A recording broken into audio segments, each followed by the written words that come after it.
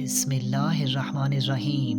Ladies and gentleman, अस्सलाम वालेकुम व रहमतुल्लाहि व बरकातुहू। नाज़रीन इकराम, आज की इस वीडियो में हम वर्ल्ड रिलीजन्स के डिवाइन रेवलेशंस के हवाले से बिलीफ सिस्टम पर डिस्कशन करेंगे।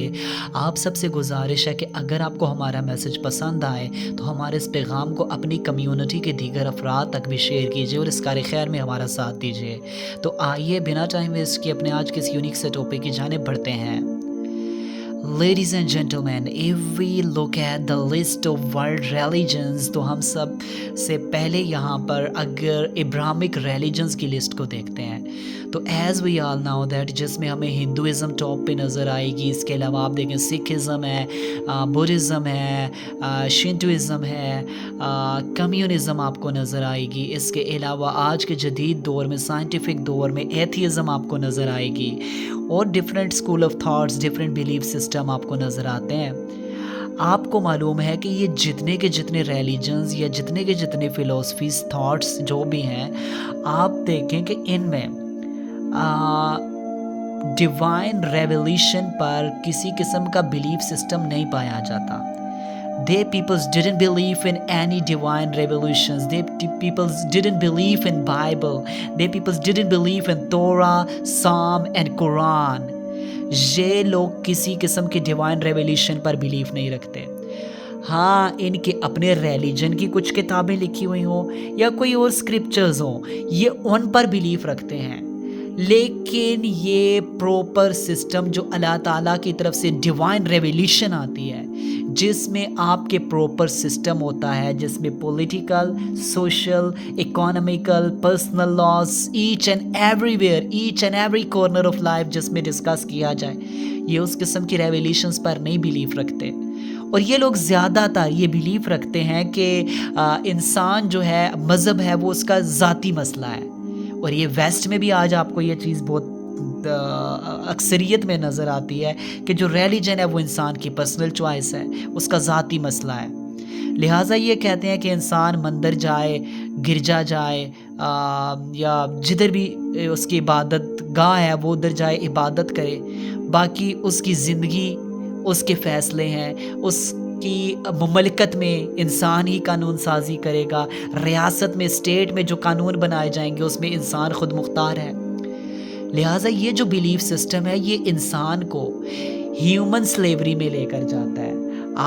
आपको मालूम है कि जब इस तरह के कॉन्सेप्ट पाए जाते हैं ना, तो फिर इंसान इंसानों की ग़ुलामी में चला जाता है। फिर 1% एलीट क्लास 99% लोगों को अपना ग़ुलाम बना लेती है और वो जैसे चाहते हैं इन लोगों को जानवरों की तरह इस्तेमाल करते हैं।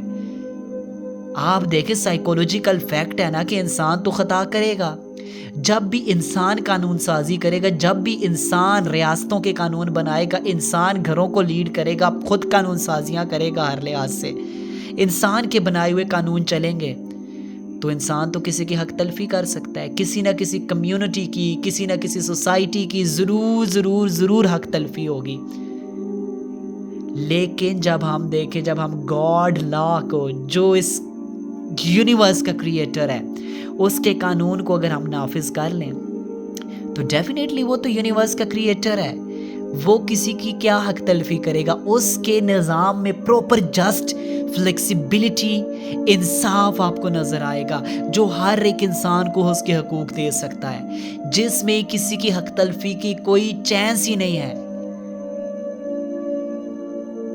तो इसके अलावा अगर आप बाकी रिलीजन्स में देख लें जो इब्राहिमिक भी हैं, मिसाल के तौर पे जुडाइज़म है, आपको मालूम है कि दे पीपल्स बिलीव इन साम एंड तोरा, the old testament and the new testament में भी।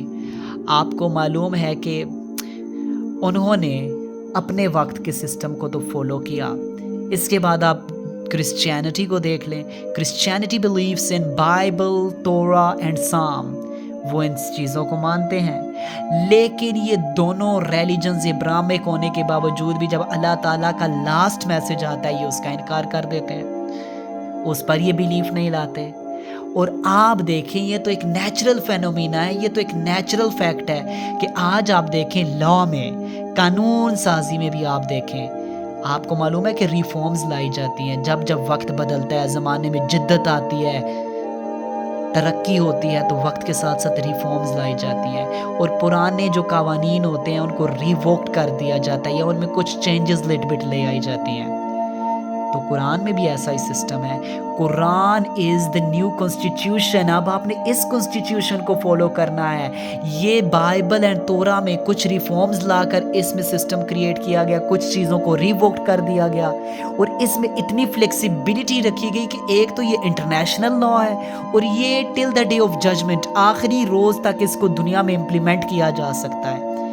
آپ کو معلوم ہے کہ بائبل کا بھی یہ کلیم نہیں تھا اور تورا کا بھی یہ کلیم نہیں تھا کہ وہ انٹرنیشنل کانسٹیٹیوشن ہے.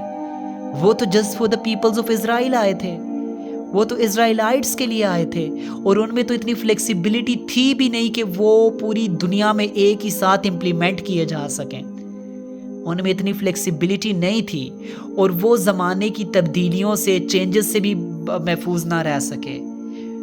اور قرآن میں تو there is no room of doubt. is a flexible system جو آپ ہر مملکت میں رہتے ہوئے اسے امپلیمنٹ اور پریکٹس کر سکتے ہیں اور ادھر بھی اور ہیئر آفٹر بھی آپ سکسیسفل ہو سکتے ہیں.